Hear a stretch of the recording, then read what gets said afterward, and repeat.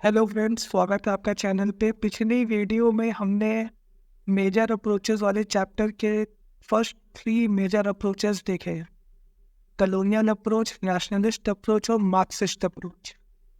इस वीडियो में हम बाकी के 5 अप्रोच देखेंगे, तो बने रहिएगा वीडियो के एंड तक। चलिए स्टार्ट करते हैं। आते हैं नेक्स्ट अप्रोच पे, with subaltern approach. Subaltern means marginalised and oppressed section of the society. इस अप्रोच के की प्रोपोनेंट थे Ranajit Guha. According to him, the subaltern people were often overlooked and silenced in dominant narratives. इस ग्रुप में आते थे peasants, women, lower caste, tribals, labourers and religious minorities. अब जो सबअल्टर्न अप्रोच को फॉलो करने वाले हिस्टोरियंस हैं, वो ओरल एविडेंस पे भी रिलाई करते हैं। फोक डांसेस, सॉन्ग्स, ड्रामाज, इन सोर्सेस पे रिलाई करके वो जो सब अल्टर्न पीपल हैं, जो मार्जिनलाइज्ड और जो ऑप्रेस्ड पीपल हैं, इनकी हिस्ट्री रिकंस्ट्रक्ट करते हैं। According to this historians who follow subaltern approach, जो मॉडर्न इंडिया पीरियड था, जो कॉलोनियल पीरियड था, there was a basic contradiction between the elite and the subaltern groups। और इस elite में Indians और foreigners दोनों आते थे। वो basic contradiction वही contradiction है कि एक ग्रुप दूसरे ग्रुप को exploit करना चाहता है। Now because of this contradiction, जो Indian people थे, they were never united in a common anti-imperialist struggle। और इस पीरियड में 2 struggles हो रहे थे। एक था real anti-imperialist struggle of the subaltern। अब यहाँ पे सबअल्टर्न एलीट ग्रुप से लड़ रहे थे। इस ग्रुप में इंडियंस और फॉरेनर्स दोनों शामिल थे, और इनकी लड़ाई ऑपरेशन के खिलाफ थी, एक्सप्लॉयटेशन के खिलाफ इनकी लड़ाई थी। और इनकी लड़ाई इंडियंस से भी थी, फॉरेनर्स से भी थी। जो एलीट ग्रुप है उससे इनकी लड़ाई थी सबअल्टर्न पीपल की। और वहीं पे एक bogus national movement of the elite, जो एलीट का जो नेशनल मूवमेंट था उसको फेक नेशनल मूवमेंट बोला गया है। फेक इसलिए बोला गया है क्योंकि इनके इस नेशनल मूवमेंट से कोई सोशल ट्रांसफॉर्मेशन नहीं आएगा, ऐसा सबअल्टर्न अप्रोच के हिस्टोरियंस मानते हैं। एलीट फ्रीडम स्ट्रगल में इसलिए पार्टिसिपेट कर रहे थे ताकि वो पावर कैप्चर कर सकें और उस पावर को आपस में ही शेयर कर सकें। And the elite stream was represented by the official leadership of the Indian National Congress. अब आता है fifth approach, which is the communalist approach. इस अप्रोच को फॉलो करने वाले हिस्टोरियंस ने कॉलोनियल एरा टेक्स्ट बुक्स और हिस्ट्री को पढ़ के अपने व्यू पॉइंट्स डेवलप किए थे। हमने देखा ही था फर्स्ट अप्रोच में कि कैसे जेम्स मिल ने इंडियन हिस्ट्री को 3 पार्ट्स में क्लासिफाई किया था, Hindus, Muslims and British periods.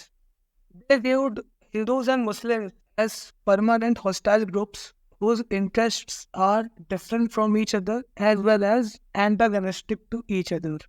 ये एक्सट्रीम कम्युनलिज्म है। इसका मतलब हिंदूज एंड मुस्लिम्स एक साथ नहीं रह सकते हैं। Now they viewed the medieval Indian period as a period of conflict between Hindus and Muslims, where Muslims were the ruling class and Hindus were the ruled। And because of this, Muslims had the happy and proud memory, whereas Hindus had the sad and humiliating memory of the medieval period। Now this approach was responsible for promoting communal hatred in the society, पता ही चल रहा है क्यों, resulting in communal riots and finally the partition of India। फिर आता है Cambridge approach. जो historians Cambridge approach follow करते हैं, उनका ये मानना है कि जो नेशनलिस्ट लीडर्स थे वो इंडिया के इंडिपेंडेंस में जेन्युइनली इंटरेस्टेड नहीं थे। वो नेशनल मूवमेंट में इसलिए पार्टिसिपेट कर रहे थे क्योंकि उनको पावर चाहिए था, उनको मटेरियल बेनिफिट्स चाहिए थे।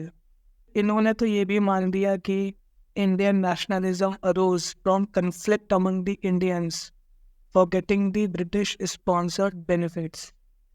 हम देख सकते हैं कि इस अप्रोच का मकसद कहीं ना कहीं इंडियन नेशनल मूवमेंट को डीलेजिटिमाइज करना था।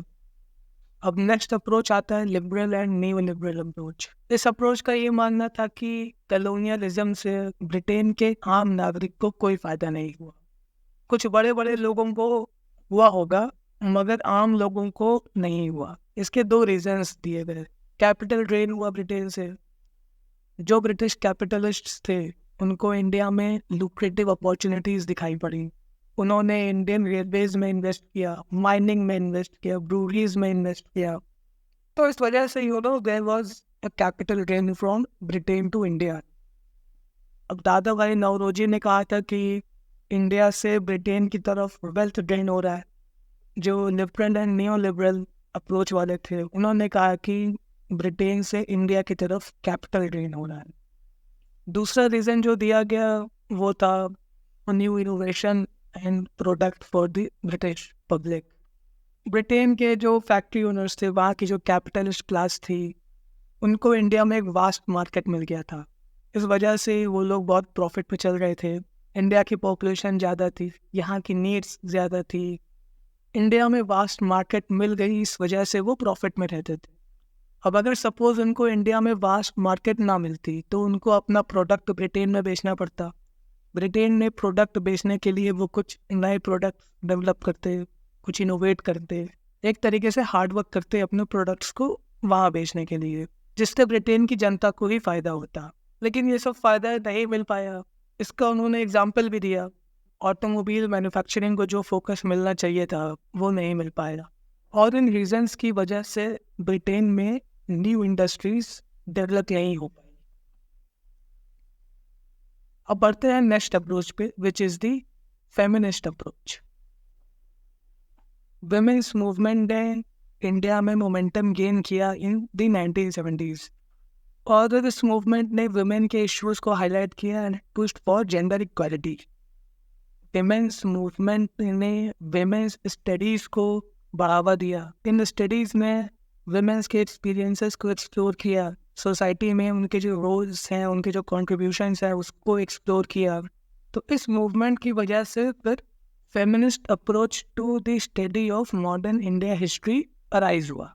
अब इस अप्रोच ने कॉलोनियल पीरियड में विमेन की कॉन्ट्रीब्यूशंस को स्टडी किया। For example contributions of Sarojini Naidu which were often overlooked in traditional approaches. तो फेमिनिस्ट अप्रोच ने इस चीज़ की शुरुआत की। फेमिनिस्ट अप्रोच की वजह से हम लोग मॉडर्न इंडिया हिस्ट्री को कॉम्प्रिहेंसिवली समझ पाते हैं, वरना ज़्यादातर ट्रेडिशनल अप्रोचेस में फ्रीडम स्ट्रगल को मेन डोमिनेटेड दिखाया गया। वहीं फेमिनिस्ट अप्रोच ने विमेन के कॉन्ट्रीब्यूशंस को भी शो किया। सरोजनी नायडू हो गई, कल्पना दत्त हो गई, ऐसे कई और जो फीमेल फ्रीडम फाइटर्स थी उनके कॉन्ट्रीब्यूशंस को प्रेजेंट किया गया।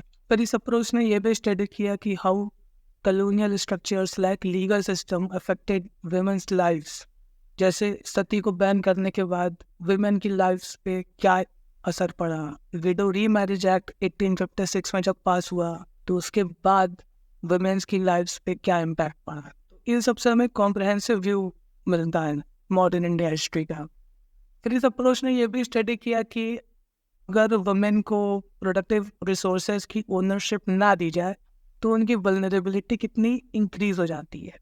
फिर इस अप्रोच ने यह भी स्टडी किया कि जो कुछ प्रोग्रेसिव लॉज हैं like the Hindu succession act 1956, ये मेन और विमेन के रिलेशनशिप को कैसे शेप करते हैं, ये भी इस अप्रोच ने स्टडी किया।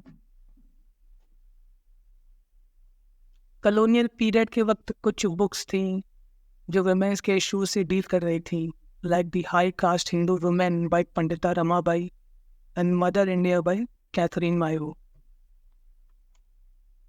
With this, we come to the end of the chapter. In the next chapter, we would study the arrival of the Europeans. Thank you for watching this video. See you in the next video.